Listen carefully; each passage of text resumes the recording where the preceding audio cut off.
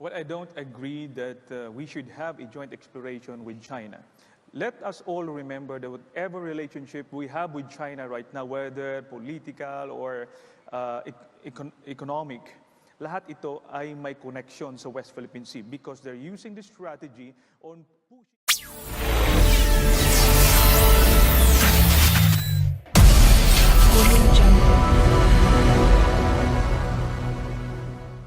This question is related to the recent state visit of Chinese President Xi Jinping. This question is for Congressman ALEJANO and former Senators OSMEña and ENRILE. Should the Philippines partner with China and conduct joint oil and gas exploration in the West Philippine Sea? Congressman ALEJANO. Well, I don't agree that we should have a joint exploration with China.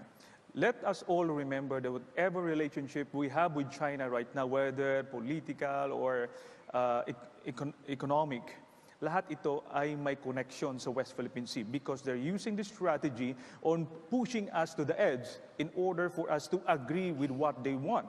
So pag tayo ay sinasabing hindi natin kayang i-defend ang ating sarili, mahina tayo, and therefore we should agree with friendly relation, tourism, investment, pautang. Pag pumasok ko tayo dito, this is a trap. Pag napatibong na tayo dyan, gaya na nangyari sa ibang bansa, nalubog sila sa utang, pagdating ng panahon, they cannot assert their sovereignty.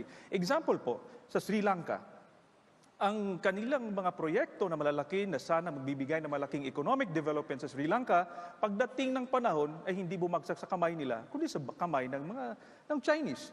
Dahil nabaon sila sa utang. Ang isang example ay sa bansang Tajikistan. Nagkaroon sila ng conflict sa border, sabi ng China, huwag na tayong mag-away, tutulungan ka namin. But at the end of the day, 80% ng external debt niya ay galing sa China at nagkaroon ng negotiation dahil ang relationship na ginagawa ng China ay bilateral and confidential. That means walang nakikialam na iba and by case-to-case basis pag hindi ka makabayad. So at the end of the day, binayad ng Tajikistan ay 1,154 square kilometers of its territory, disputed territory. So it will happen also to the Philippines, na tayo papasukin muna, na kaibigan tayo, pautangin tayo, pagdating ng araw di natin kayang bayaran ng ating utang, pwedeng West Philippine Sea ang pangbayad sa ating bansa. Kaya nga, marami pang sources na pwede tayong pagkautangan. Dahil maliwanag na may conflict of interest ang relationship natin sa China. I am not saying we don't talk to China. By all means, we should talk to China. But let us all remember that this is part of the bigger strategic objective of China to pull the Philippines within its influence and for China to become the global dominant power. Hindi po isolated na Pilipinas. They will not change the strategy for the sake of the Philippines. Kaya nga, meron silang influence on our policies, economy, and culture. So, I don't agree na papasok ko tayo dyan dahil yan ay maliwanag na patibong.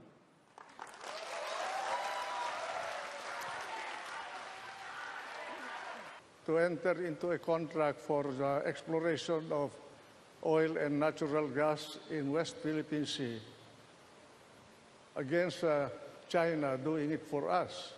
It all depends upon the terms and conditions of the agreement that we can work out with China. Second, China is a reality for us. We cannot ignore it. Our geography tells us that we cannot transfer our land somewhere else so that we can ignore the presence of China in our region. So we have only two options on this matter. Either we use diplomacy, talk to China, or we use force. What force do we have to deal with China? We do not have.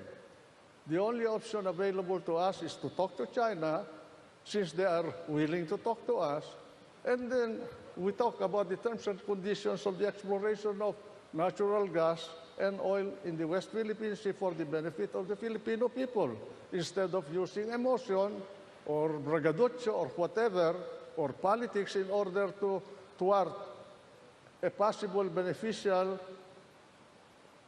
good that will come to the Filipino people through an exploration of natural wealth in the South China Sea. That's my position. Thank you, sir. Senator Serge Osmeña.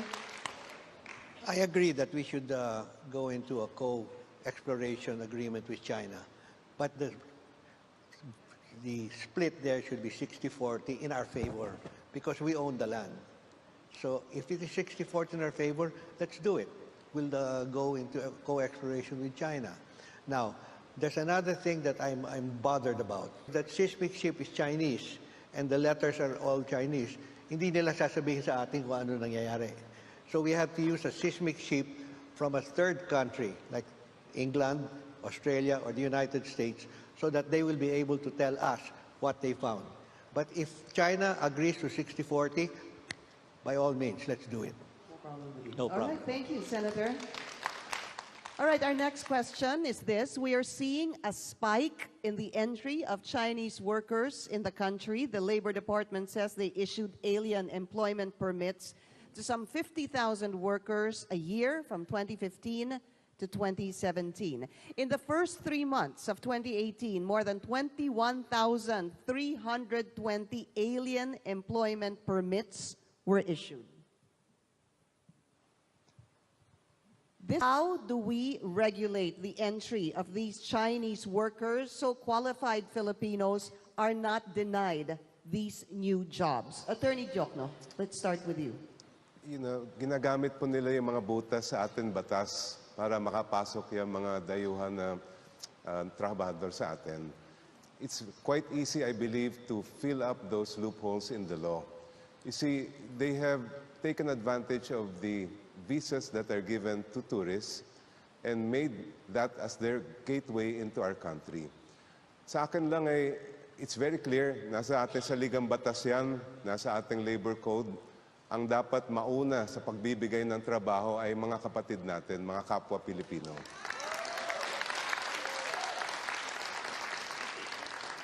Palagay ko ay madali nang ayusin yan, basta't meron tayong political will at wag na naman natin buksan ang pinto sa iba at isesara natin ang pinto sa ating mga kapwa Pilipino.